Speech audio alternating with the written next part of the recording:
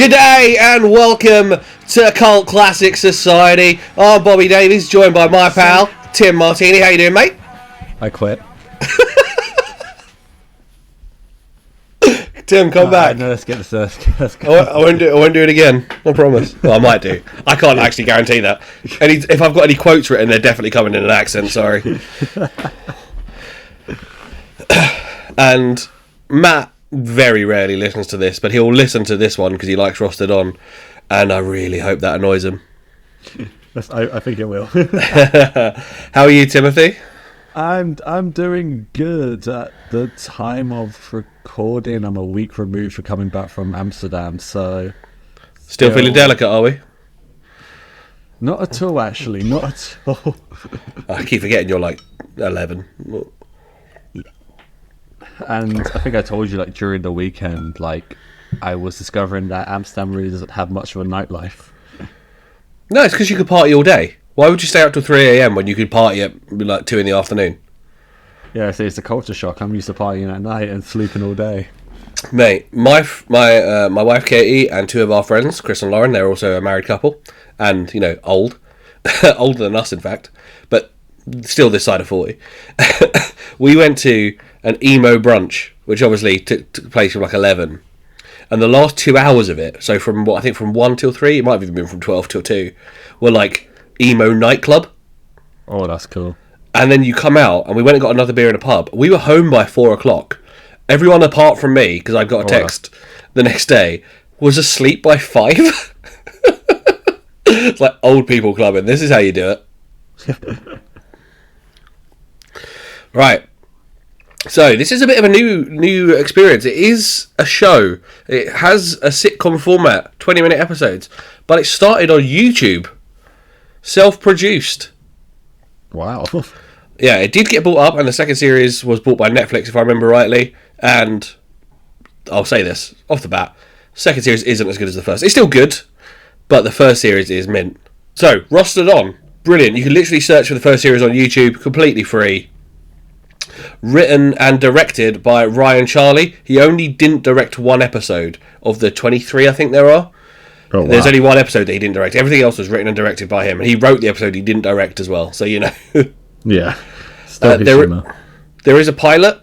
The pilot is weird. It's just different enough that I didn't want to cover it, but it is also canonical. So I'm just going to go through a few points. Right, Tess is played by a different actor. Okay. We get a lot of Sean talking to the camera, high fidelity style. Yeah. Like the whole episode, the end of every scene is basically Sean talking to the camera. Yeah. The shop is in a different place. It's outside rather than in, which is why they start the first episode 1, with saying this is the new shop. Oh, okay. There is a great scene where Sean rips apart a customer for being a rude cunt. That is the best thing in the pilot. They talk about Sean's promotion still, like they do in the other episodes, but they tell you what it is this time. It's a floor manager. We end with Sean showing his family situation and saying why he grinds away. And interesting thing, the wife in the pilot is played by Tara Veig, who plays Tess in the rest of it. Oh. Interesting. Yeah. Maybe we could have watched it for the content, but I hate those. Include the pilot as part of the continuity, but change it. If you're going to change shit, re-record it. Yeah. Just re-record it. Because there are plenty of pilot episodes of stuff that are slightly odd versions of what turned into the first episode, and that's fine. And as for tidbits for shows you love, watching a pilot that isn't quite right is great. But no, I didn't love that. I suppose they are doing it by themselves on their own budget, but Yeah. It probably would have cost too much to refilm. Yeah. I have an affinity for this show because I spent so many years working in customer-facing jobs. I worked in a pub, and then I worked in a high street media retailer. If there's one of a few, and it's one of the ones still standing, so you can guess who it is. And then I worked in a university retailer, and that was the best one actually. There was no examples of actually what this was like this, but the others, definitely loads of this. This show just speaks to me, Tim. And as we go through this, I will talk about examples of it speaking to me. This way you have less flow than some of the other episodes we do. It's going to be a lot of like trauma dumping this episode. Oh yeah, boy. Yeah. I literally picked this so I can vent publicly. Like, the world can hear my bitching. So, episode 1 is called Just Turn the Dial Down, which, as you know, is a great reference to the episode. Yeah. So we start with a team meeting, and if you've ever worked... You said you worked, in the last episode, you said you'd worked in, like, online or phone-based customer service? Yeah, so, like, text, like the text chat. So, like, you know, we go on a web, it's like, hello, I'm blah, blah, blah, I'm here to help you. Did you ever have to have these, like... Or do you, in your current job, have to have these, like, fucking team talks? Oh yeah, we have a weekly team talk like this, where it's the whole department. So all like 75 of us just stand around. Yeah, it's fun.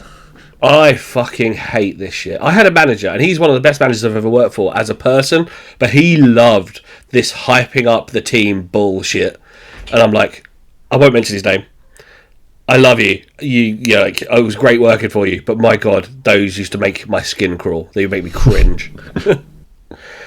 The manager, Gary, introduces the security guard, Vish. Now, Vish, we only kind of get a real highlight of Vish towards the end of these episodes we're going to talk about. But he is a fucking lunatic. He will protect the store with his life. Bro is intense. He will kill a bitch. Yeah, he looked like it. He looked like intense stuff. He says like something like, oh God, the store of my life. Yeah, I had... So, one of my friends, still one of my friends, was a security guard at one of my old jobs. And he was that guy. We had a good cop and a bad cop. He was the bad cop. He made a teenager who was stealing stuff cry. Jesus. Like, bawl his eyes out. He made fully grown fucking adults cry, but the teenager really cried. Good. Didn't touch him, just verbal abuse. Just... Adam is the assistant manager, and Adam is one of those, right guys, type of guy. You know who I mean. I fucking hate those guys. And then he does. So, my first retail job was ruined when they introduced, like, what are they called? KPIs, like key performance indicators, which was selling shit at the till front. And Adam immediately goes in with the extended warranty, and it's like, oh. When you're working a retail job, this isn't really sales. They call themselves sales. It's not really sales. It's retail. People come to you with specific needs. Sales would suggest you're there to like, if you work in a car lot, that's sales. You could push 20 grand's worth of profit, whatever. This is not sales really. This is retail. Yeah. And loads of retail shops try to get their staff to act like salespeople, and it's a different job with a different set of skills. And genuinely, I had my first experience in retail was fucking great. Some of my best friends are from there, and we all had our experience change when they introduced this shit, and none of us wanted to work there anymore. I don't blame you. Brett, who's one of the salespeople, he's a knob. He gets called Legend of the Week for selling 54 warranties, which is basically ripping 54 people off. Because places will do their best not to honour those fucking warranties. Anything that they can loophole out of it. Some places the warranty requires you to have the box. Yeah, which is ridiculous. Brett's an arsehole. He also does finger guns, make him a double arsehole. Adam wants them to be the number one shop in the region. And that really brings back memories. Because my shop was actually the number one shop in the region. But my God, was it banged on about. Of course it was. Gary, who's the manager, informs them that their new uniforms are going to come out of their paycheck. I've never had that one. Yeah. Fuck that. That feels like that's illegal here, but it feels like something that would happen in the States or even obviously in Australia. Yeah, absolutely. I was going to say, Gary reminds me of a discount Michael Keaton. Oh, poor Gary. I actually like Gary. No, Gary's great, but that's all I could see every time I was looking at him. Facially, I kind of see where you're coming from, for sure. Four of the main sales guys are discussing their cock size, obviously, behind the counter. Of course. And Tess walks by all pissed off, and Brett goes, "Oh, is she on the rag?" God, I'm going to keep doing this. I hate Brett. He's like a typical fucking blokey bloke. Yeah. Sean is one of the other ones there. He asked Winston, who's meant to be like the nice guy, or one of the nice guys, why Tess now hates him. They fell out because Winston treated her like shit, because apparently that's what women want. Have you heard this, Tim? You're a young man. You must have heard this theory. Yeah, it's fucking stupid. It's one of those things. I see. This is coming from a different angle, like because Brett's the one who's saying it, and he is a bellend, and he does, according to what's going on so far, he has slept with Tess. Yeah, but don't they say that it's because they got drunk at a company party? 100%. I feel like the whole girls like people being horrible to them comes from those people who think they're nice guys, like fucking neckbeards. Nah. Yeah, Brett's an absolute arsehole. The only person thus far that feels like they're a human is Sean. Yeah. I think that's the idea, though. In a sitcom, there's always the straight man, and then there's always the fucking people around them. So they're talking about this Brett's method of treating people like shit, and Brett's like, "Oh, with a little bit of practice, this guy's going to be smelling a pussy, touch wood," and then he smacks them all in the cock. Yeah. He is. So obviously, this is the series was 2016, the first series. I feel like they took some influence from the In-Betweeners. Because he is just Jay. Yeah. He's Jay with like game as opposed to Jay being a loser. The thing is, I always think there's like a person like that as well who like act like they're like God's gift to win, but they're like the biggest like prick about it. They're just arseholes. Winston gets told by girls apparently that he's like a brother. So what's he going to do? Just sit off wanking to Chun-Li cosplay pics all the time? Which I thought was a really funny line. That's a really good line, yeah. Sean points out that Winston plans to treat women like shit is dumb and that he's actually going to lose Tess as a friend, let alone anything else. A woman comes over to the counter and immediately Brett starts hitting on her. And then when she says she's looking for her husband, he's like, "Oh, you can deal with her." And he just fucking leaves. Now, this is where we get to the crux of the episode. This episode sticks with me because everyone feels like this might be like a dialed up of shit you have to deal with. It is, but like it's only a bit worse than the worst thing I've had to deal with. I mean, that's literally what the YouTube comments were saying. Like, I was like scrolling down to see what the reaction was to the show. You know, going, people were saying this is like too over the top. It's really not. No. It's if real life. I'd say my real life experiences in retail are about 90% of this. Which this is meant to be a sitcom, so dialing it up only by 10% is not that much. So this customer approaches Sean, and he's just screaming, claiming that they're rip-off merchants because they sold him a faulty toaster that burns his toast. And he waggles burnt toast in Sean's face. Gary comes over. Sean's like, gonna snap. And Sean points out, because the guy's got the toaster, and he's got this burnt piece of toast. Sean points out that the dial's up to the top. That doesn't go well. The customer's just like, "Well, I shouldn't have to turn it down." Gary he's so placid. He wants Sean to go get some bread to test it. And then he tells Sean, like, away from the customer, like, "Oh, head office are clamping down on returns." Again, if that was in the UK, technically clamping down on returns is illegal. Yeah. Like, if they're faulty, they're faulty.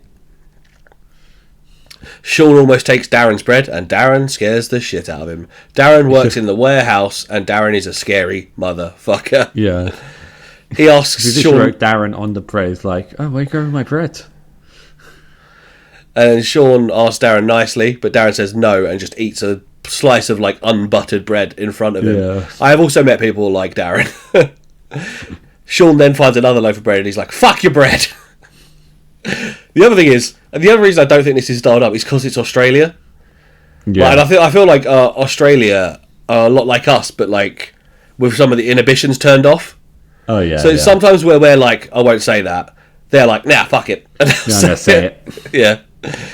The woman from earlier who was married and that Brett didn't want to deal with is picking between two kettles. Now this is the one that is like, "Yep, this is working in retail." Yeah. Winston is clearly sick of her. She's just trying to choose between two kettles.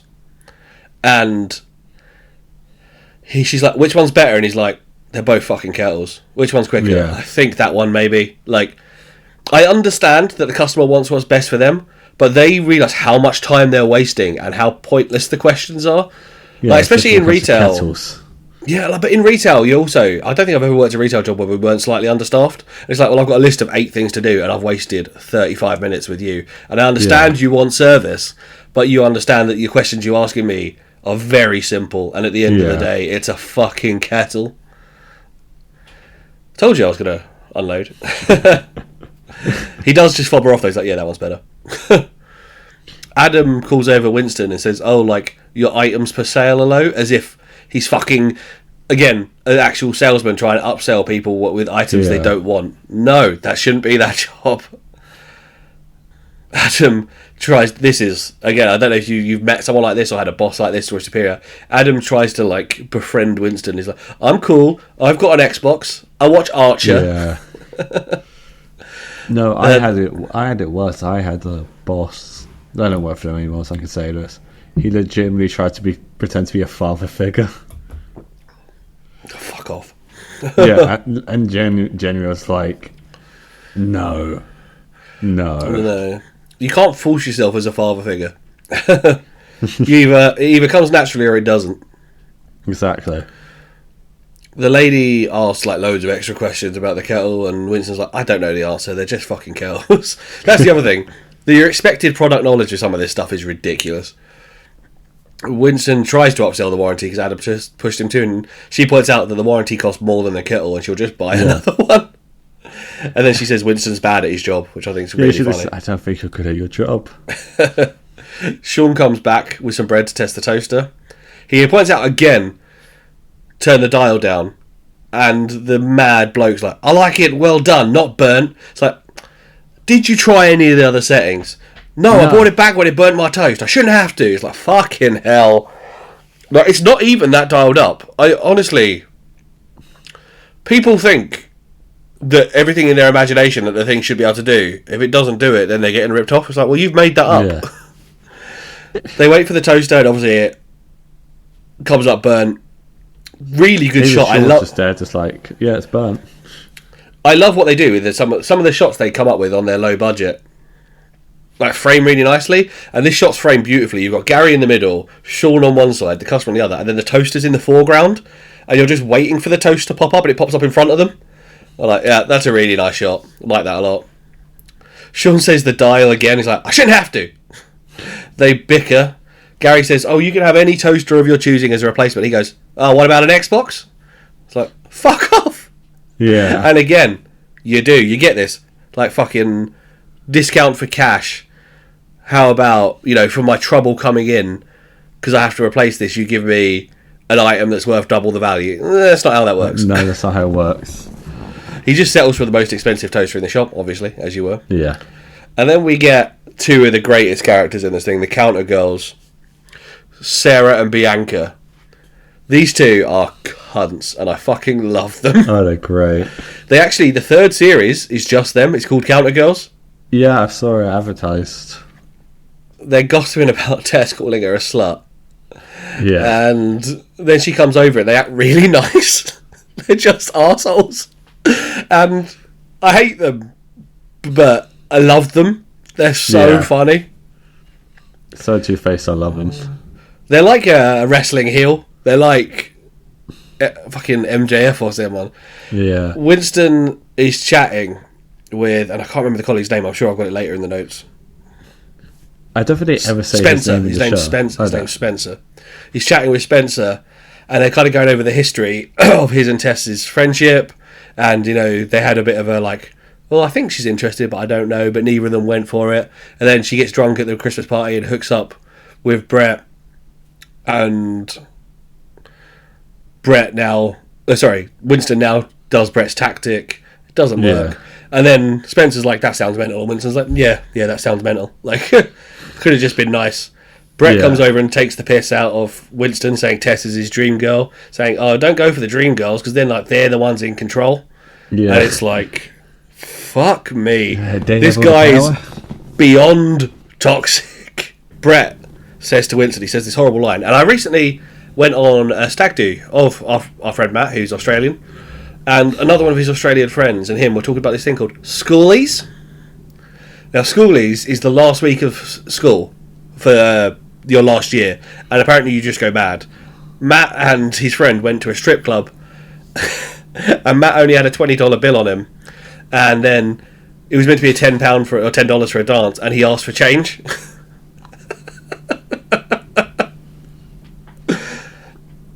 Brett says this horrible line. He says, Winston, sometimes you're naive as a girl getting roofied on schoolies. It's like, fuck me, you vile piece of shit. Fucking hell. Brett, going over the power dynamic thing, it's just creepy. Sean goes to process the toaster, and the customer is like creepily putting lip balm on as he's doing it on the counter. Yeah. The customer is still claiming to be conned. Even if it's faulty, not a con. Manufacturing error. They happen. Yeah. We have like this high fidelity moment where Sean imagines what he would do to the customer or what he would say. Yeah. And he says, why don't you go home and take a bath and see what happens when you take your shiny new toaster in there with you, you stupid inbred fuck. Which is supposed to say that the customer himself doesn't even have the receipt. Yes. He flashes forward and tells the customer to have a nice day. And then he goes, why don't you think about a bath? Yeah, and obviously he's like, shouldn't need the receipt. I don't hold on to crap. They try... then they get this last little scene, which I think almost speaks to everyone who's worked in restaurants, shops, anything. They're trying to close, and there's an idiot who won't leave the store. Yeah. Someone comes in at 1 minute too, and because technically you are still open, guy goes, are you open? And Sean has another one of those forward flashes where he's like, no, fuck off. And then he's like, yeah. Yeah, that's the end of episode 1. What did you think? I think it's a really good introduction to everything. Absolutely enjoy it. Really funny. And immediately just watched the second episode as soon as it was done. I was like, I'm excited to watch more. Good. Now, the next one, episode 2, the teamwork train. We actually started in Sean's house. Sean and his partner, his wife, are discussing their financial situation. Maybe they need to take out a short-term loan. They have a son and they're struggling. This is where we find out that Sean is actually a photographer. Now, a lot of people find out that Sean is the main character. Yeah, I think he does have main character vibes in that first episode. He is the one kind of leaning the story, and he does also the one who does the flash forwards and speaks to the camera. Yeah. But this you're right. This is more of him highlighted as the main character. Now, the people I work with, a lot of them are in this situation. So many creatives who are either struggling to find work in their field, or they had we had a lot of Christmas temps who were creatives who got loads of work in the summer and then struggled for work in the winter, and they would come temp in shops and then go back to their job in the spring, go whatever they were doing. Yeah. Sean's partner's really upbeat. She seems very fun, nice, and she says, "Don't forget, we're going to my mum and dad's house for dinner tonight." He's like, "Fan-fucking-tastic," and she looks at him and goes, "What?" And he goes, "That sounds horrible." And she laughs. Is like, "I like this. I like their little dynamic they've got." Yeah. Sean has a sales meeting tonight, so he actually can't go to his in-laws. I don't know what's worse. I mean, if your in-laws are nice, obviously. I think once we see the sales meeting, it's definitely that. The sales meeting's awful. Tess helps a customer. He says he bought this TV last year, so now this one's outdated, and he needs the latest and greatest. And he asked to speak to a salesman, and she's like, "Well, I can help you." And he's like, "Oh, really? You're a salesman?" She's like, "A salesperson?" How and then she's like, "Do you know anything about this TV?" And she's like, "Yes, I know everything about this TV. It's my job." She says, 4K is overkill for now, so remember this is 2016. Nothing is streaming I actually wrote at the time, yes it was. 100%. So in the job I was in, we'd started selling 4K, maybe it was the year after this, but we'd started selling 4K discs, and we never fucking sold any. We sold one a year. Not 1 a year, one a month, sorry. Yeah, because 4K Blu-ray players were $1,000 at the time. Yeah. And she's being honest, and the customer doesn't actually want this. She's like, 4K is overkill. He's like, huh, shows what you know. And then Brett and Adam approach, and he's like, finally, a salesman. This cock, this bellend. Yeah. Brett and the customer start talking, and they belittle Tess. He's like, can't believe you let her on the sales floor. And then he's like, oh yeah, she's not bad to look at though. And then Brett's like, been there, done that, mate. It's like, fuck me. Yeah. This actually really reminds me more of the men that were in the pub I used to work at. They were definitely like that. Every woman in the pub was just there to be ogled. It was, ugh. I'm talking about the regulars. Tess says she's not going to lie to a customer in order to sell something, and this is a problem I fucking had in my job. They grafted this stupid thing onto our job to try sell these extra things. Like, but they're shit. Yeah. I don't want to sell this to people. It's shit. It's like you're literally ripping people off. And she quite rightly says, no, I'm not doing that. Yeah. Adam says Tess has a reputation because of Brett and with Winston, and Tess is like she's about to tear his fucking head off. Yeah. And Gary comes in just in time, as he seems to do quite a lot, to calm the situation, Tim. Gary's a calming presence. He is, I will agree. And then she says, Adam was about to tell me how much I shouldn't be fucking around the workplace. And like, Gary's just stuck for it. He's like, ooh. Oh, no. Winston and Spencer are playing it like a would you rather. And the would you rather is actually one of the most fucked up ones I've ever heard. Do you remember what it was? Was it the girlfriend in your mum's body? Mum's body and your girlfriend, then you have to like choose which one you want to bang. Yeah, so your mum. That's a question I've seen asked a lot.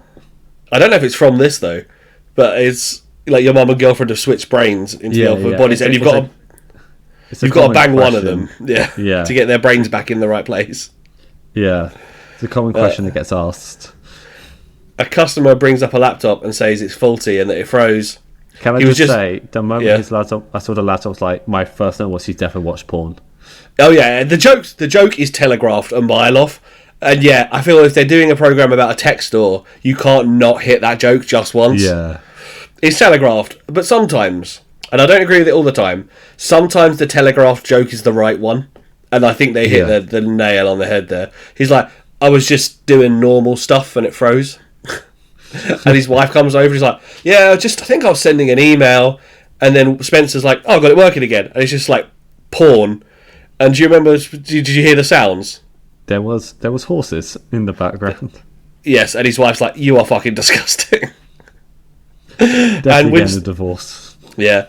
And then Spencer goes to close the laptop and Winston finds it hilarious and tries to keep it open. Yeah.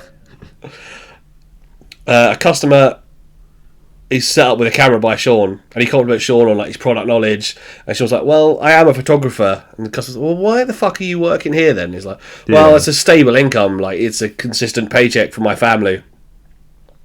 And then the bloke goes, the bloke's about 25, I'd say, and Sean, he actually says, I think he doesn't know if he says it here, he says in another episode that he's 35, and he's like, I don't know how someone your age is working in retail and hasn't killed themselves. Fucking love that shaming for someone, having to do the grind. Yeah.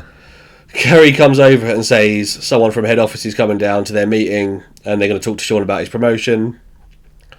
Andy comes over and says, oh, we should all go out for pizzas and a bevy. And he is fucking insufferable. And Sean's like, well, amongst my other job as a freelance photographer and having a kid and a wife, I don't really have time for a bevy. And Adam kisses Gary's arse and the scene ends. Winston and the other guy, I've written the other guy here because I forgot his name. I do write it later because they do say it. I'm sure But Winston and Spencer are wondering why the company only hire attractive women to work behind the counter. And Brett appears. And do you remember his line? Which one was it? He's greeting when he comes over. No. He's, how you puffs doing? And then Winston's like, to the line saying being gay isn't a thing anymore. Yeah, he's like, being gay's normal now. And then Brett says, hey, I understand, I like a pinky up my arse every now and then. It's like, fucking hell. Brett, you are a piece of shit. He is definitely just Jay from the In-Betweeners, isn't he? I feel like, I don't know if they did take inspiration or just everyone knows someone a bit like this. I feel like, everyone has to know a person like this at least. Yeah. At least at one point in their life. Oh yeah. I think through my life I've always just had one of them around. Just one pervy dude who's like somehow part of my life. Bianca is one of the counter girls, and they're trying to convince Winston to go for it, and Brett's like, "Oh, I've already been there, mate. She's easy." Brett tells Winston what to say, and like whispers it into his ear. And then we cut to him going to say it. And have you got noted down what he says? I got the two lines, because at first he goes, "Sup, bitch." She just fucking fiery-eyed at him. And then he goes, "Did you grow up on a chicken farm? Because you sure know how to raise a cock."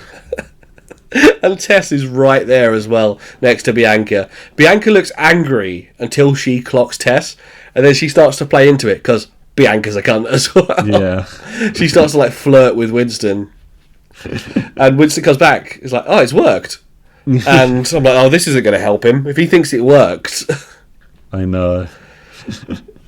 Tess is called into a meeting with Gary and Adam, and she snaps, but she doesn't realise why she's been brought in there. Gary is actually going to make Adam apologise, and it's super insincere. You even get the, I'm sorry you got offended, which is such a, like, Jimmy Carr joke line. And like you can see he's like looking down at his feet like, don't be saying this. He still looks so irritated that he has to apologise, doesn't he? Tess thanks Gary. Now, Gary is soft as, but he is a good boss. I literally wrote in my notes here, Gary's a decent bloke. Yeah, he is. He's if anything, though, he's too soft on them. Only slightly. Like, he could probably just do with it being a bit firmer. But he also believes the bollocks that his company girl tells him. Yeah. Sean has a chat with his son and then his wife on the phone. It's all very sweet. And we go to the meeting. And I said here, they better be getting fucking paid for this extra time. Because any workplaces that make you do like this is a post-work meeting and they don't pay you, they're scum. They're scum. Yeah. If you have to be there, you should be getting paid. Yeah. Their guest from head office is like the best salesperson of all time, like most warranties, worked his way up to head office in 3 years. Adam says he's a personal hero of his. Oh, yeah, and you know he's also going to be a bellend. From all those comments, you go, well, he's a bellend. Yeah. Ripping hundreds of people off. His name's Chris Woods from head office. He is insufferable straight away. He is a smug prick. You all like, even in passing, I don't think I've ever worked permanently with someone like this, but there's always someone from like a head office or another branch who is like this. Yeah. Chris gives this stupid, like, we're going to the top nonsense speech. Like, I've heard loads of these fucking stupid speeches. I think every workplace gets them at some point. We're talking about the teamwork train, and they start a conga. And at first... Come on. At first, it's only the managers who do it. It's like the most corporate thing ever. And then they literally say, we're not going to continue until everyone joins the train. So even Vish has to join. He's like... I don't even work in sales. Fuck off. They have to do a fucking role play. A sales role play. Now, listeners, I feel like we've all had to do a role play at least once in work. At least once. Yeah. It is the most cringe-inducing... Like, they don't help, because what other environment are you speaking to a customer with every one of your colleagues watching and listening? Do you? Yeah, like, Bobby, I'm gonna say this on the record right now. Roleplay is only for Comic-Con and sex. You thought of that line when you watched that, didn't you? You were like, I'm going to say that. I actually thought of it right now. Fair. I like your thinking, Tim. I like your thinking. What about D&D? That's slightly cosplay relevant, I guess, because I know people dress up for... It's literally called a role-playing game, though, isn't it?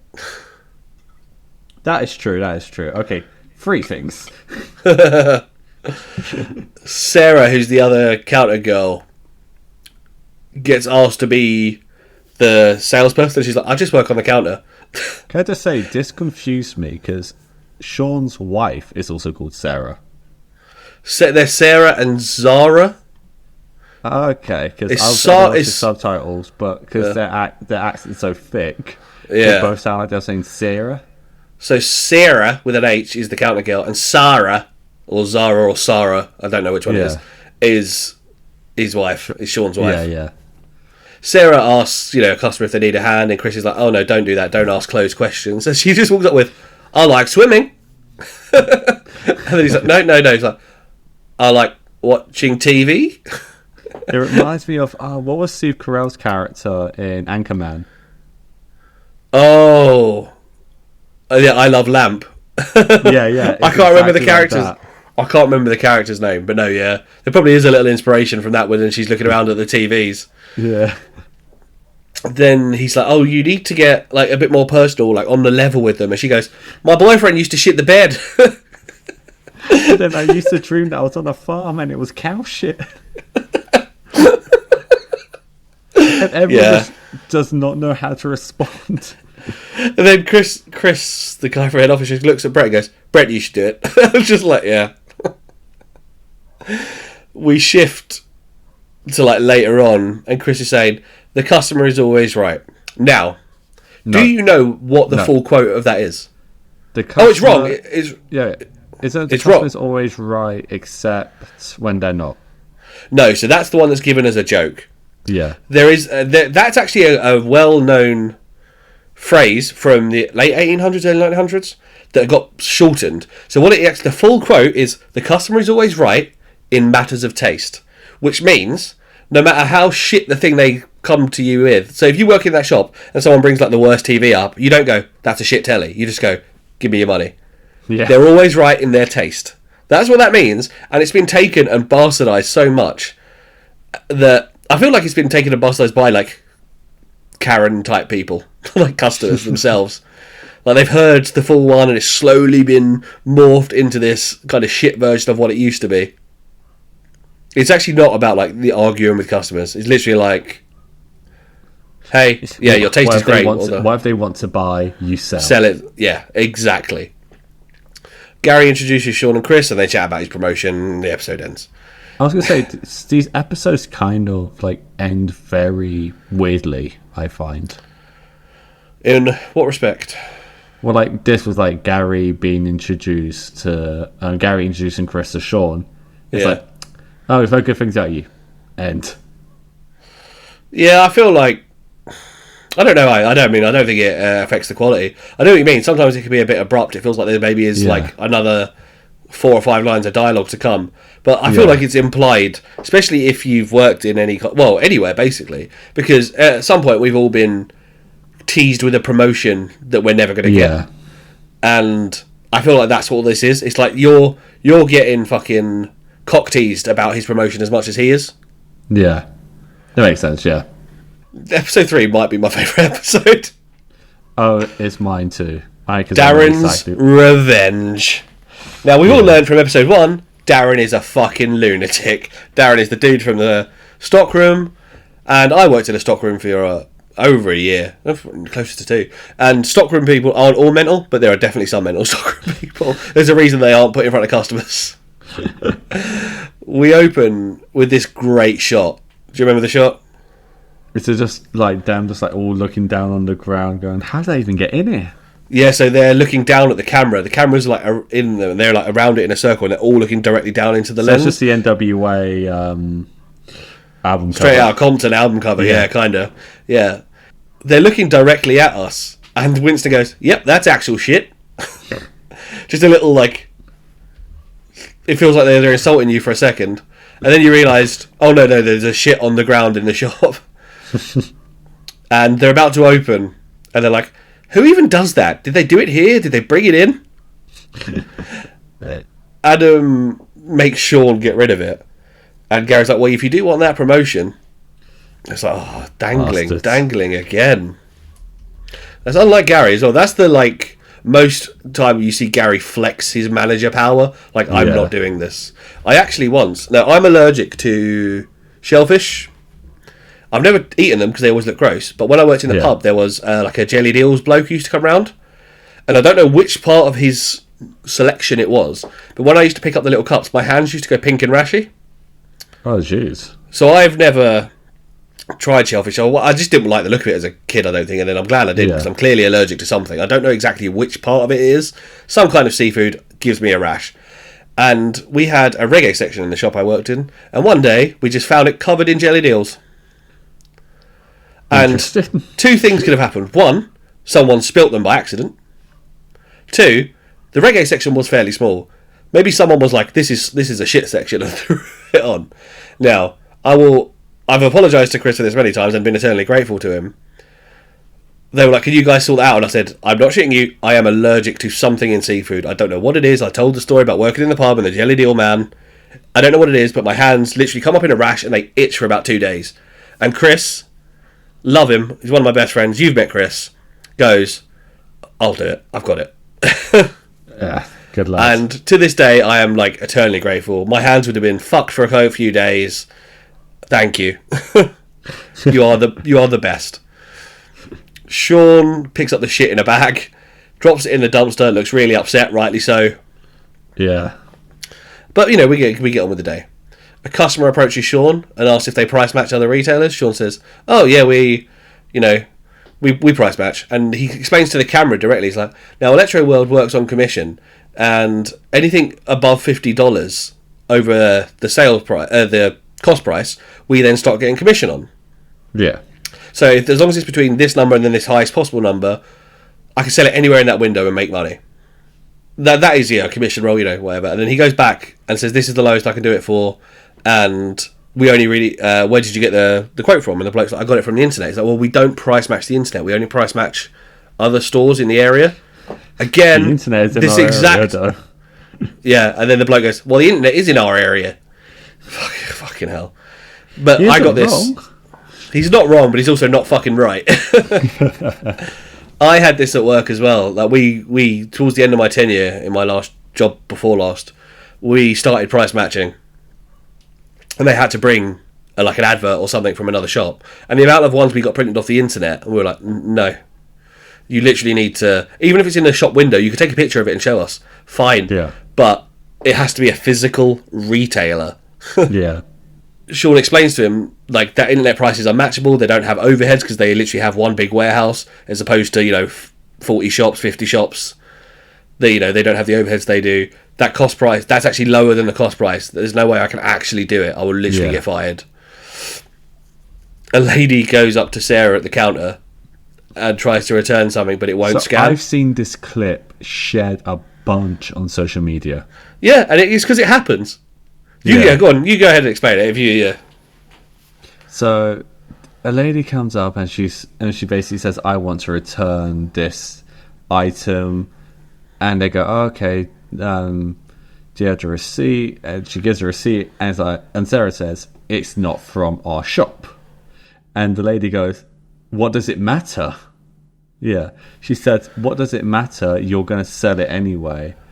And it's a back and forth, until Bianca basically says she's going to beat her down American History X style. bite the curb, bitch. Yeah. Bianca is literally a conduit for what all retail workers want to say. Yeah. Because like, this woman's like... That line is why the clip gets shared around so much. Is like what you wish you could say if you were a retailer. Yeah. You probably remember, Tim, in like 2008, 9, 10, there was two major media retailers on the high street. We used to get returns from the other one attempted all the fucking time. Like, one a week, I reckon. Of course. You all sell the same stuff anyway. Yep, probably. Still didn't buy it from here. And, but you could just sell it. But you told me it's broken, so no, I can't. Exactly. Fuck me. Yeah, and then Bianca, I salute you. Not only for threatening a customer, but for knowing your movie history. Gary comes over and Bianca acts like butter wouldn't melt in front of the customer. Yeah. And the customer tries to grass her up. And obviously she plays this game all the time because Gary's like, no, not Bianca. Not sweet, innocent Bianca. A customer tells Sean... a customer comes in and she asks Sean about the TVs and she starts having a bit of a breakdown. She's like, oh, my husband left. He was abusive. He took everything. And my little boy, I just want some normality for him. He loves TV. I just want to get him a decent telly. And Sean says, like, he can help her out. And he's still got the printout that the guy had from before. And he's like, now, pretend to be insistent and I'll match it. Wink, wink. And she's like, oh, this is too cheap. No, I can't ask you to do that. Will you not get in trouble? And he's like, just do it. And then he does, like, this whole play. He's like... She doesn't even say anything, which I think is really good. She's just, like, holding it limply after he's given it to her. He's like, oh, yes, we do price match. Oh, you drive a hard bargain. And it's a really lovely moment as she hugs him and she's like, thank you.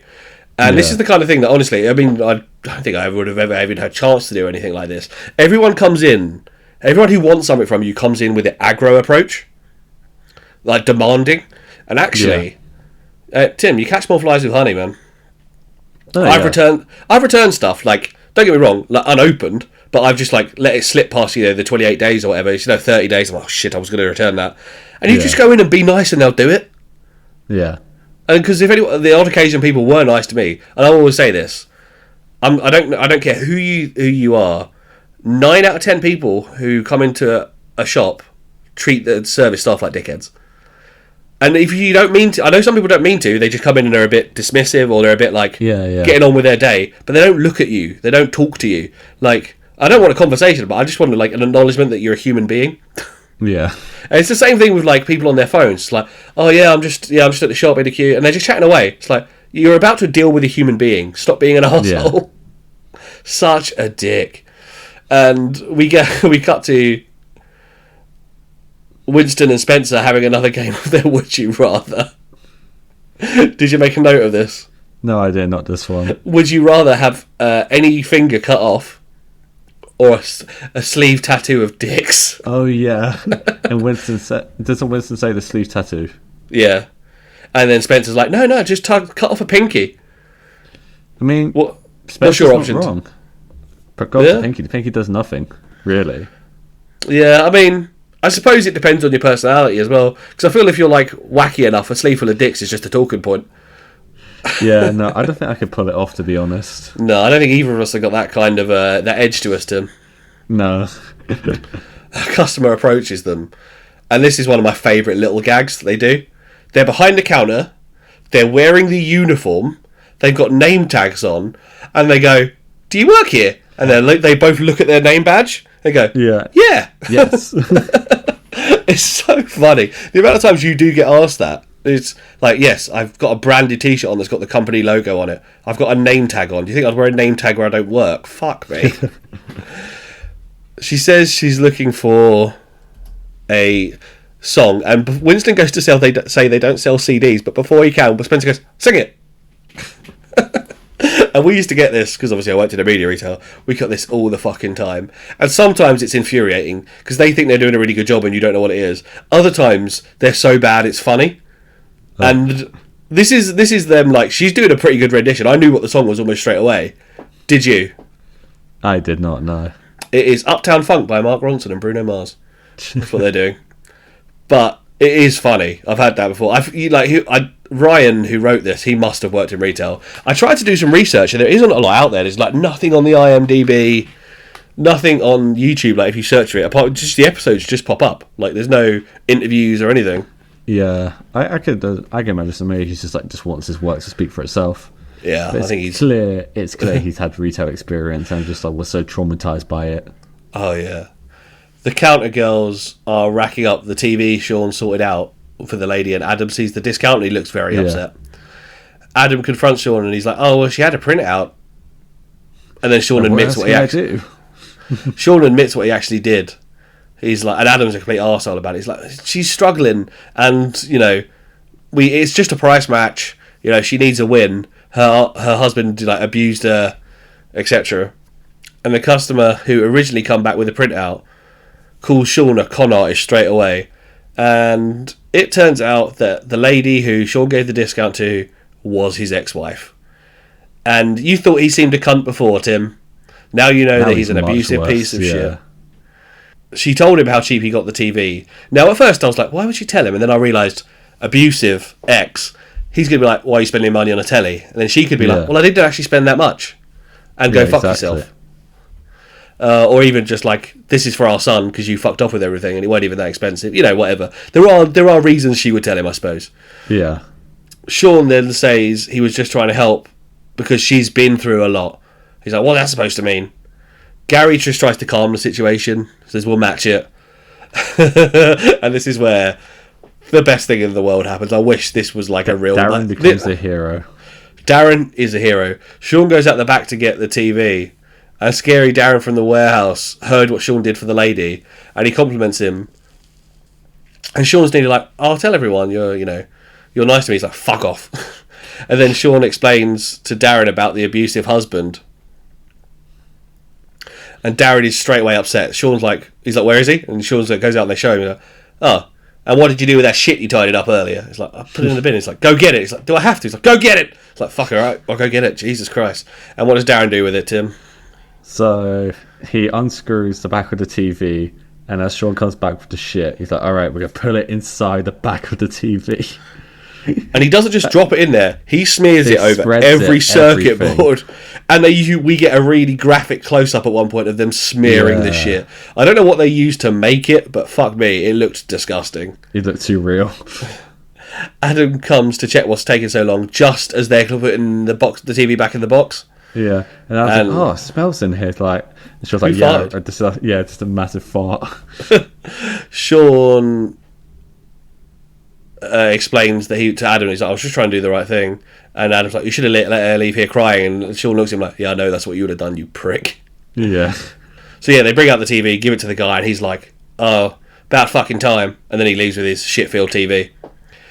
Gary brings them in, and it looks like he's gonna like tell Sean off or whatever, but he's got Sean and Adam on the shoulders, and he just brings them in for a hug to like calm the situation, because that's just Gary's way. Sean, this is the bit, I think I jumped a bit ahead. Sean calls Darren a legend and a softie, and Darren's like, "If you say I'm a softie again, I will come round to your house and fill every electrical appliance with shit." I believe him. I believe him. I fucking believe him. Darren's a lunatic. He is indeed. Fucking Darren. What did you think of episode 3, Tim? I'm just going to say right now, that's my favourite episode. It's perfect. Oh, it's so funny, isn't it? It's so funny. Closely followed by this one, though, because we get a lot of Vish in this next episode. Oh, yeah, we do. But this one was just amazing. Yeah, it's so funny. Episode 4 is called The Shoplifter. And we start with another fucking meeting about getting like browsers to become shoppers. That's a fucking bollocks again. Gary announces that they got a stock take the next day, and I'm like, fuck that shit. The word stock take brings back so many bad memories. By the sounds of your work experience, you've never had to do one, Tim, but they're boring and horrendous. I can imagine. Gary does that fucking horrible thing that companies are basically now being cancelled for doing, which is saying that they were like a family. Yeah. But Gary says shoplifting is through the roof. And Vish says he's going to beat the shoplifter in front of everyone and then teach them that you don't fuck with Electro World. I fucking love Vish. And then is it here they tell Vish that they can't physically like assault a shoplifter? You can't. He's like, you literally can't even touch anyone. Yeah. And this reminded me of like, I got told I worked with another security guard before. He was the nice guy, but before he was a security guard, he was a personal trainer. And this thief grabbed something from the front and tried to run off, and a security guard chased him up the road, and the guy was just so like and he had to stop and was obviously like not out of breath at all. He's like, "Oh, I thought you were going to give me a chase," and physically dragged him back to the shop. Amazing. I also chased a shoplifter once, not supposed to do it. Vish says to Gary, "I can't protect this shop with all your fucking rules." Sean's like, "I've already told you I've got my son's birthday tomorrow, I'm not doing that, missing that for stock take." Gary says, he can't let Sean go, it's unfair. Now, this is the kind of thing that companies do. It's like, no, there's extenuating circumstances. It's his kid's birthday, so fuck off. Yeah.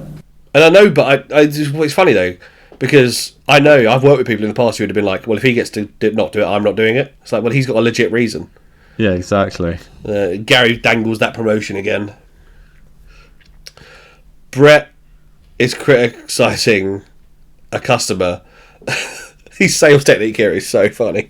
He's criticising this customer, being like, "You're single, aren't you?"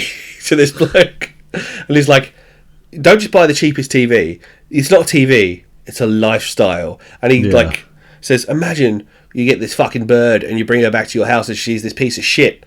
She's got to be like..." And then the line he says, "She'll dry up like a third world country." It's like, fucking hell. And he, on the idea that he might get laid, Brett convinces him to buy the most expensive TV and max out his credit card. The line he says is, "You can't put a price on getting a gobby." That's the most Australian thing in the world. Yeah. Apart from the next line, which is, someone comes up to Brett, it's like, "Oh, you're really good at that." He's like, "It's like moths to a barbecue." Oh, it's Adam who comes up to him, and they discuss how they're going to beat up a shoplifter, and they're like, "Oh, poke him in the eye and I'll kick him in the nuts." You do really want to. Like I said, I once chased a shoplifter when I weren't supposed to. On my last, I really got on well with my last manager there, and he passed away after I'd left. But in the last kind of 8 weeks I was there, we caught nearly every regular shoplifter except one. And we had them all on camera doing it, but like we're understaffed, we're like crouching down to stock stuff. You miss them, and we were down to the last we were down to the last two. Sorry, and I hear my name shouted. I'm right at the front of the shop, but I'm crouched down behind this thing, so I can't be seen from the very front. And one of the regular shoplifters is there, and I fucking chased him, and I shouldn't have. We were in a shopping centre, and I saw a security guard that I know, and I shouted the security guard's name. He saw that I was chasing someone, and he fucking tackled him. It was beautiful. And about 3 weeks after I left, I got a picture from my old boss with a picture of the last shoplifter. And do you know what he did to him? He walked up to him when he was feeling tags or something with his phone out. I just went, "You right, mate?" And he looked up and he took a picture of his face. And yeah, and that was the story of us like managing to catch. I think there was 5 or 6 regular shoplifters, and over the space of 3 months, we managed to finally get them all. Amazing, so good. Vish stops a customer at the door to look at his bag, and the customer looks pissed. But Vish is just seething the whole time. And then when he's got nothing, Vish just goes, "You're lucky." And it's like, no, he didn't steal anything. A customer approaches Winston and says, "Do you work here?" And he says, "No, I just find cleaning computer screens relaxing." The customer is on a phone, which is like, I'm sorry, and I'm sure there's someone who's listening to this who's done this. You're a rude bellend. You're a rude prick. Really rude. Do not approach salespeople on the phone like dicks. Her boyfriend's looking for a laptop. She asks which one Winston generally recommends. He says, "Well, it depends what you want it for." They want it for studying. He's like, "Well, this one will probably do it." And he points at a MacBook. And then apparently the boyfriend's like, "That one's shit." I was like, well, you can say a lot about Macs. You can say they're expensive. Yeah. But for studying, they would be very overpowered. Exactly. He says another one, and the boyfriend's like, "That one's shit as well." And he's like, "Well, isn't he a very fucking tech-savvy kid?" It's like, yes. So he starts like fobbing them off. He's like, "Yeah, that one's good." He clearly is bored now. Basically, like, if this kid's got so much knowledge, Winston's like, "Well, he's got Google in front of him. Just fuck off." Then Winston's like, "All right, fine. These 3 are like the most powerful 3 we have." And he's like, "This one's got the best processor, but that one's got more RAM. You know, that's your choices." And then she went, "Oh, he wants that one." He's like, "Oh, good, I'll write that out for you." He said, "Oh, but he's found it cheaper online. Bye." And she just fucking walks off. Yeah. It's like, fuck you. I fucking hate you. Like, the shops also are not there to enhance your knowledge to then go buy it online. Do your research if you're going to do that. It really isn't hard. Also, this is 2016. By this point, YouTube reviews are abundant. Just go watch them. Sean's wife, who is not Sarah, but Sarah, shows up at the shop, and she asks Sean about getting our stock take. He says, "Sort of. Gary said I can come and then go to the party, then come back." She's rightly a bit upset. Yeah. But he also says, "But the promotion is more money for the family." Okay. Adam just saunters up to him and says "Hi Sarah, Sean, have you got our back?" He's like, "What?" It's like, "With the shoplifter." It's like, "What do you mean?" He's like, "Well, me, Brett, and Vish, if we're gonna surround him and give him a kick." And he went, 4 people on 1 shoplifter. And then Sean sarcastically goes, "Oh, I've got a family. I can't put that at risk." And Adam agrees. He's like, "Oh, yeah, you're right. We won't risk you." As if 3 people beating the shit out of one isn't enough anyway. But then he goes, hey, you need to wrap up this break you're on. It's like... So I was like, "No, I'm a customer." Just grabs the toaster. Oh, yes. He clearly doesn't believe her, but he's like, "Well, I can't really argue."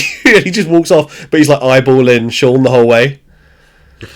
And Sean goes, "I'm really glad you were here to see that." And she's like, "I sometimes think you're making the stories up." And he's like, "Nope, I am not." That genuinely reminded me.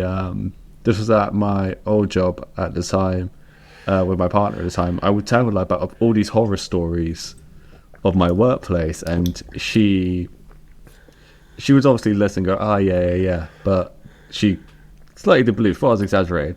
Then she started working literally around the corner from that food service place. So I went there for lunch. I brought all my colleagues because he wanted to check it out. And she met him. And then literally as I see her later that night, she goes, "Oh, he's real. That means everyone else is real. That means all the stories you told me are real." I was like, yeah. Yeah. Me and some friends from my old job like sat down and wrote. I genuinely with one of my best friends who I work. So we both got a job at the same place. We were friends before, and it was in a pub. And we generally wrote a script like a half-hour sitcom just with real things, and it was genuinely paced like a sitcom, filled with real things. And then I think me and some friends joked about it doing that in our second thing because we had so many stories as well. A customer comes up to the counter where Sarah, not Sarah, is, and he has $100 purchase, and he wants to pay with it with a fucking bag of coins. Got a fact for you, Tim, and to anyone else listening. Legally, you can refuse that. You can refuse any type of tender you like. You do not have to accept someone's money. You can say, we're not accepting those coins. I have no way. Like, you can legitimately, I don't have a bank for them. I don't have room for them.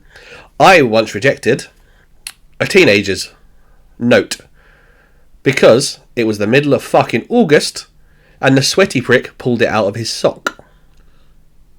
Fucking hell. And you could see it was wet, and I said, I'm not accepting it. And he went, what? And I was like, it's covered in your sweat, I'm not accepting it. And he went, you have to. And I was like, I don't. And he walked away without his purchase. Put money in a sock? Jesus Christ. Yeah, gross. Very. Winston is still... Oh no, so we're actually still... Winston is still dealing with the customer who's a girl. She hasn't left by this point, but we've covered how that ends. Yeah. She also tries... Just goes get cheaper online. She also tries to barter on the price. Yeah. Spencer, once she leaves, Spencer comes up to Winston and he's like, I've been holding in a fart all day and I don't really want to crop dust the store. Plus, it lingers in your pants. It's like, oh, I don't think it really does, but okay. Winston says, oh, what I do is I go out back, quickly pull my trousers down, fart and pull it back up. And he mimes it as a customer walks by. And he stops just for a second and then keeps going. The customer with Sarah is getting upset that she's taking ages to count the coins. And then she goes, well, you can help me. And he's like, this is not my job, fuck off. And it's like, well, actually, the odd occasion I did have a customer paying quite a few coins, they were always like, I will help you. Or they had pre-counted it or something. Adam and Brett think they've found the shoplifter. And they get Winston coming and going, oh, what's going on? And like, oh, that's the shoplifter. And they plan to surround him while he's like watching him still.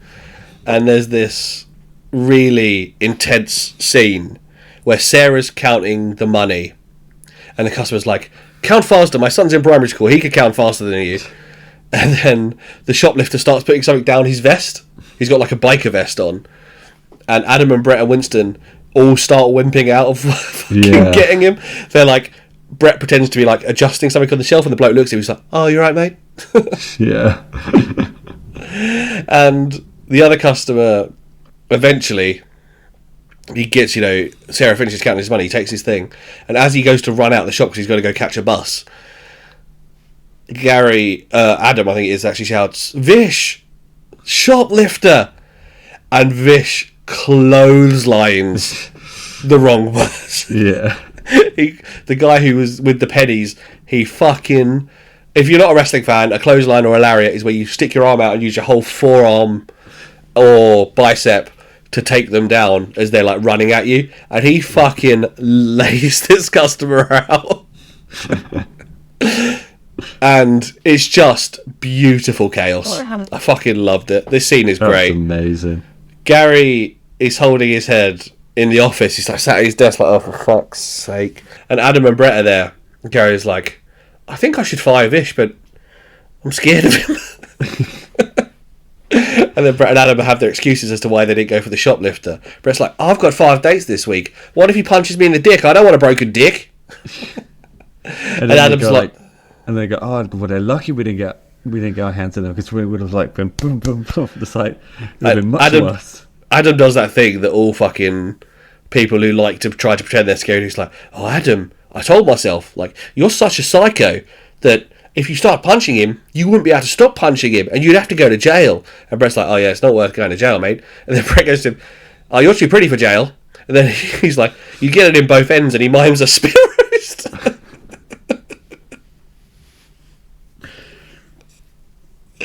Oh, it's so good. According to Gary, the customer can't remember what happened, so he's not pressing charges. Yeah. And we cut away. Now, this is where I was like, the security in this place is shit. So when I worked in the retail place, when we had consoles or any high-value items, they were locked away in a locked room. Yeah. that had like a proper security pad. They're just TVs and PS4s fucking everywhere, including in their break room. There is no way, and if there's anywhere that has a setup like this, that PS, or whatever games console you happen to have in a real setup like this, hasn't just gone missing. No, exactly. Because I work with people who I knew stole. They never stole high values like PS4s, but if they could have gotten away with it, they fucking would. Bianca's making a coffee in the staff room. She drops something on the floor, and it goes behind some of the pile of stock, and she drops down to go get it, and as she does it, Spencer runs in, and he does what Winston suggests, and he pulls down his trousers and farts. And then Bianca comes up, and you just see her face of fire, and then we stop there. Yeah. So, Tim, what did you think of Rostodon? I think it's a fantastic show. I'm definitely going to finish it off and continue it because I loved it so much. Good. Unfortunately, because this is a podcast, I'm going to tell you how the series ends right now. Just for the completionist of this podcast. So we have another kind of episode like that, and then we get to episode 6, which is, in the UK and I think in Australia, usually like the max episodes you fucking get in any series. And in the last episode, well, in the 5th episode, we meet the regional manager. She's a and then she comes back in the 6th episode, and it looks like Sean's going to get his promotion. At the beginning, though, of episode 5, Sean is on a photography job, and the girl's like, I'm going to have 3 or 4 of these a week. These jobs, let me know if you're available. And he's like, I need to switch some stuff around, but I should be available. And then he's like, but with the promotion, it's more guaranteed money. I won't be as happy, but, more guaranteed money. And he speaks to his wife, and she's like, just like, the money would be enough from that, more than enough. It's more than you make now. It might not be more than you make with the promotion, but it's more than you make now. We'll be fine. And you'll be happier, and you'll be working less. And he's like, yeah, I'll think about it. And then the head office woman, the regional manager, comes in, and she's got this random bloke with her, and she's like, just show him around. You presume he's someone else from head office. And then we get to the end of the episode, and they're doing a big meeting, and she's like, she's already said by this point, oh, Gary, head office makes the choice on who actually gets promoted to any management position. She's holding, one of these after work meetings. She's like, I just want to, you've had a great year, and the person who is getting this promotion, he's worked really hard, And just as she's about to say it, she goes and says this other bloke's name. Oh. The one she's brought with her. And Sean fucking snaps. He calls her all the names under the sun. He says the job's shit, the company's shit, customers are shit. And then he leaves. He calls the woman who offered him the photography job, and she says he took too long and she's given it to someone else. Oh, no. Yeah. And that is the end of series 1 of Rostodon. Jesus. We start the second series with that bloke, I can't remember his name, that character working in there. They've got another new store now that's outside again. All the characters are there. Well, obviously we don't get any resolution to Tess and Winston yet. Yeah. I can't remember in series 2 if there is one. I probably am going to watch it over the next couple of weeks, but it's only 6 episodes. Get through it in fucking couple of hours. I'm really glad you like Rostodon, and I'm really glad that I've got a very public format to vent my frustration at mostly the general public, but also the shitty companies behind it. You feel like you're getting fucked from both sides, I'll be honest with you, Tim. And I'm sure Brett would have a great mime for it. Yeah, I was going to say, you probably have a nice demonstration. Oh, I'm really glad you enjoyed that. I wasn't worried about this one because, we've had some good similar taste in sitcoms. We've had, but mostly subtle sitcoms, I think. Yeah. We've gone on about the British subtle sitcom, Detectorists, This Country, things like that. And this one's a bit more. It feels a bit like Australian in-betweeners in a shop. Yeah. It's that sense of humour. And I wasn't 100% sure if you'd come with me, but I'm glad you did. So, what are we doing in a couple of weeks, Timothy? Well, Bobby, I'm going to do something radical. Radical, Matt. Are we doing skateboarding? Yes. Surfing? I'm going to offer you a choice. Red pill or blue pill? Yes. In one hand, we have the 1984 movie known as Dune, directed by David Lynch. I know the one. In the other hand, we have the 2023 series known as Ted, where we'll watch 2 episodes. Ooh. Bear in mind, whatever episodes you pick, we'll do the other one when I next host after that. But which do you want first? Bearing in mind, so the next episode is episode 39, and anyone who's been with us since the beginning, you know we did a special episode for the 20th. We're going to do one for the 40th as well. We'll tell you next week what that is. But here's a little hint: that'll be 3 sitcoms in a row. Yes. So let's do June. Okay, we're going to do June. I'm so glad you picked. Isn't it like 6 hours long? No. I've watched part 1 of the new ones. Yes. Yeah. Because I actually own a limited edition of it. You just want to get your fucking Arrow limited editions out, don't you? And yes, I do. I need to show these off. I invest a lot of money into Arrow, and yes, because I'll go into more of my love and appreciation of Dune when we cover the episode, but in a couple of weeks. But I'm a big fan of Dune, so good. I'm excited to talk about the first theatrical adaptation of it and all the things it got wrong. Good. The first and all the things it got wrong. I love your style, Tim. Right. So, I'm Bobby Davis. You can find me on Instagram and Twitter at X at bdaviscreative, at bdavis_creative. Let me get my own fucking handles right. And you can find all my work with Purpose Wrestling and Mighty Wrestling, and anything else I do is there. Follow Purpose, purposewrestling.com. Yeah, that is the website, but Purpose Wrestling, at Purpose Wrestling everywhere. Apart from X, where it's at Wrestle Purpose. And yeah, what's your shit, Tim? You can find me at the Tim Martini on all socials. And one thing that I've realised I keep doing every time I host is I always neglect to mention, check me out on Spotify. Timothy Martini, you can listen to my music on there. And so Bobby, where can they find this whole enterprise on the socials? So, using the very succinct CC Society Pod abbreviation of the title of Cult Classic Society, you can find us, if it's got an at in front of it, you can find us there, which is X, Instagram, TikTok, Threads. Anywhere else, /CC Society Pod will normally get you there. Facebook, YouTube. What else are we on, Tim? Come on, give me a hand. We're on Spotify. Spotify, you Reddit. Will have to. And Reddit. Yeah, Reddit is also u-CC Society Pod. And Spotify, you just have to search CC Society Pod. No, you don't. Yes. You have to search Cult Classic Society. You'll find us. And especially if you search Cult Classic Society. What was the episode where we're like put at the top if you put the name of the band? Oh, Streetlight Manifesto. If you search Streetlight Manifesto, we come out strangely near the top, which makes me really proud. Yeah, it's one of it's our highest listened to episode, and it's simply because you type in Streetlight Manifesto, we appear. Beautiful. Wow. Yes, email us ccsocietypod@gmail.com with any suggestions of episodes, with any talk points. Come chat on the YouTube thing. Like, share and subscribe. We very rarely remember to do that. You're supposed to remember that. You're the young one. Come on. I did it last time. It's fine. Yes, and that is it. And we'll look forward to 2 weeks where I see Dune, which, like I said, I've seen the new ones. I haven't seen the old ones, so I'm looking forward to watching this. I have been meaning to get round to it, I just haven't yet. So now I have to. Thanks, Tim. Yeah, you have to. Yeah, Thanks for obligating me to do something. I appreciate it. Exactly. You signed the contract. It's done. Yeah, exactly. We're done. We're done.